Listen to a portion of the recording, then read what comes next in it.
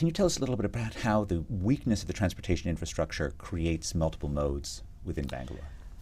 Yeah, so this is a very interesting thing that I discovered after we opened our incubator and a couple of companies that I had started in Bangalore.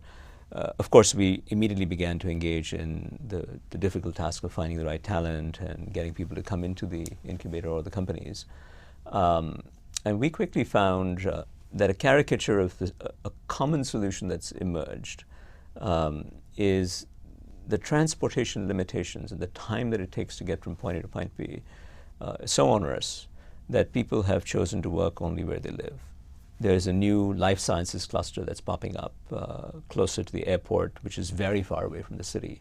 And it's becoming its own little city-ette around which things are happening. So that's an interesting development. And for lower-end talent, so for instance, there's a chain of, I would describe as, this is a very nice example of tech-enabled entrepreneurship. My student and I created sort of Starbucks for poor people around tea. So it's called Chai Point. And we have about 100 stores in Delhi and Gurgaon and a couple other places. But the tech it's built in Bangalore because the tech infrastructure is in Bangalore, and we built it from day one to support, we hope, several thousand stores eventually. But for that, we need people to man the stores. And I say man because you still wouldn't have a woman in the stores late at night in most Indian cities because of the lack of security, public security. So we need typically young men to be the so-called baristas in the store. We had to invest extraordinary amounts in creating the conditions to create, to say it the way I had articulated it before, including creating a separate training academy to train these kids who are typically middle school dropouts who had no prospects in life. And we would teach them things like, you've got to look at your watch so that you know what time things start. If you don't have a watch, here's a watch. You have to shampoo every day, and you have to cut your nails, and you have to wear a head net and gloves. No store in India wears gloves, so we're trying to make a point, a symbolic point.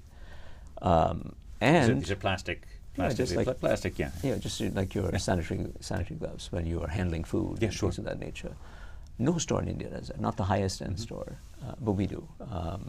Because it's cheap and it's easy and it makes a point. Makes a point. Yeah. It has succeeded beyond anybody's imagination, just the littlest things. But we had to create the infrastructure to allow these kids to have a shot at life. Right? We had to give them accommodation, and this goes back to the point of little clusters. Because they're typically migrants from poorer parts of India who come into Bangalore with no education because they've heard Bangalore is a place where you can get a job.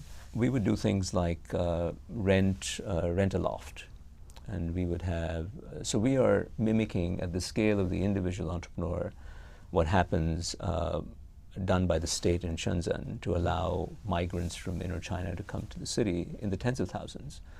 We're a small startup with 100 stores. We employ close to 1,000 people, but many of them are housed in these little apartments that we rented. And you know what? The economics work out because the lowering in our attrition more than compensates for the incremental rent that we pay, and the goodwill that we get is enormous.